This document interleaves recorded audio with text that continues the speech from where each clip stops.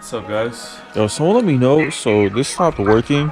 It doesn't unlock or lock it, and I don't know if it's the actual remotes or if it's the car. I tried to reprogram them. I had two of these that were working fine, but all of a sudden one day they stopped unlocking the car and locking the car.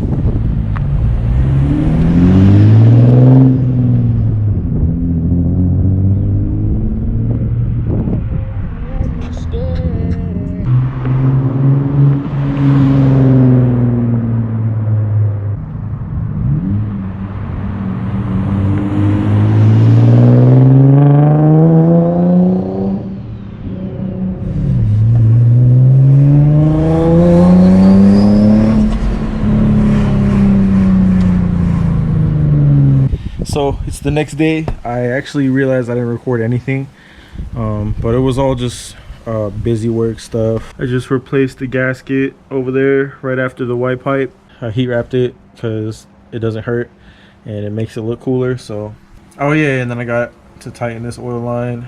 Got to put this oil line. When you have boost lines or vacuum lines that fit properly on the fitting that you need to put it on, you don't even need to zip tie it or clamp it, but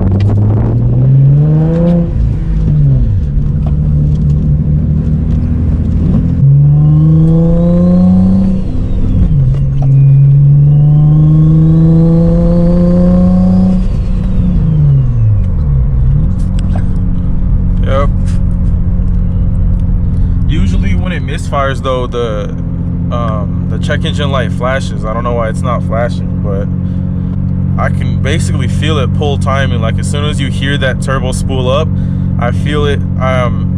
So I keep my foot pretty steady, like let's say 50% throttle, and I can hear the turbo start spooling up. I feel the car start to pull a little faster, and then after a split second of like that little surge, then the power just all goes away. So I think it's just misfiring, pulling timing. So well, hopefully that's what it is. Hopefully new coils, new plugs should be good,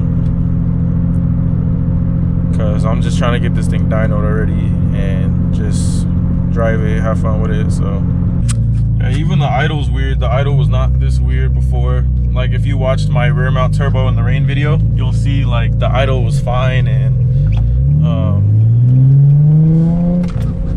on idle it was staying at 20 vacuum. Yeah, right there, it's like hesitating right there, but it's not like a hard hesitation, it's just like a little.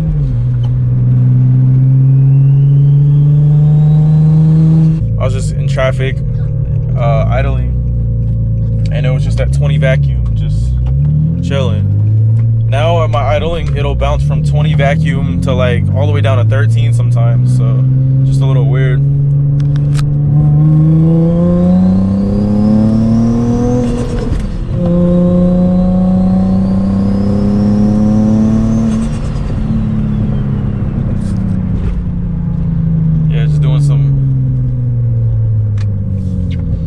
light throttle going through some gears.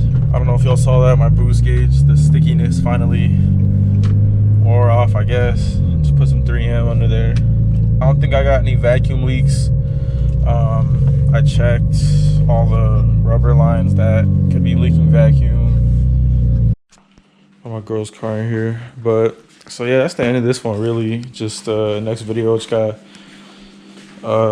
do coils, plugs, and see what's up with that, see if that fixes it.